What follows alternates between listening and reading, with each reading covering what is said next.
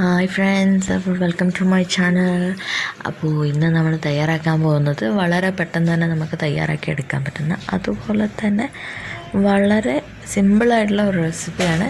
ഇത് ഒട്ടുമിക്ക ആളുകൾക്കും അറിയാവുന്നതാണ്. ഒരുപാട് വീഡിയോസിനെ കുറിച്ച് കണ്ടിട്ടുണ്ട്, എങ്കിലും വീഡിയോ കാണണമെന്ന് ഞാൻ റിക്വസ്റ്റ് ചെയ്യാണ്.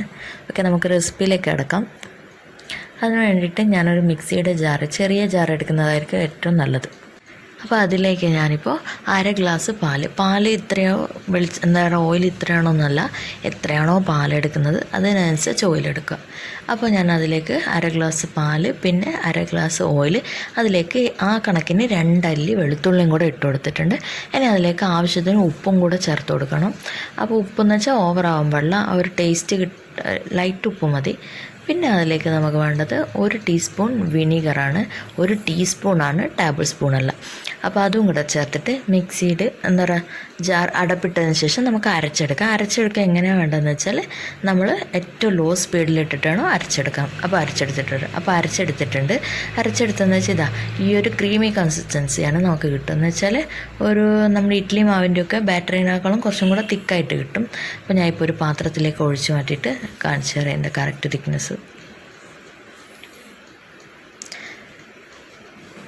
ഞാനിപ്പോൾ ഒരു ബൗളിലേക്ക് ആക്കിയിട്ടുണ്ട്.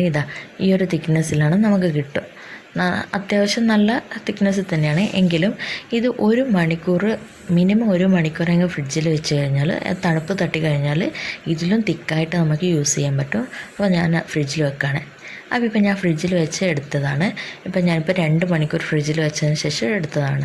1 മണിക്കൂറായാലും ഇതേ കൺസിസ്റ്റൻസിയാണ് ഉണ്ടാവുക. കണ്ട, നല്ല കട്ട ക്രീമിൻ്റെ രൂപത്തിലുണ്ട്, നമ്മളെ കട്ട തൈരിൻ്റെ ഒക്കെ രൂപത്തിലാണ് നമുക്ക് കിട്ടിയിരിക്കുന്നത്.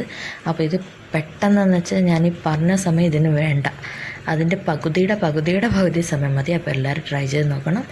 അപ്പോൾ ഇതുവരെ എൻ്റെ ചാനൽ കാണാത്തവരാണെങ്കിൽ പ്ലീസ് ഒന്ന് കണ്ടു നോക്കി ഇഷ്ടപ്പെടുകയാണെങ്കിൽ ഒന്ന് സപ്പോർട്ട് ചെയ്യണേ.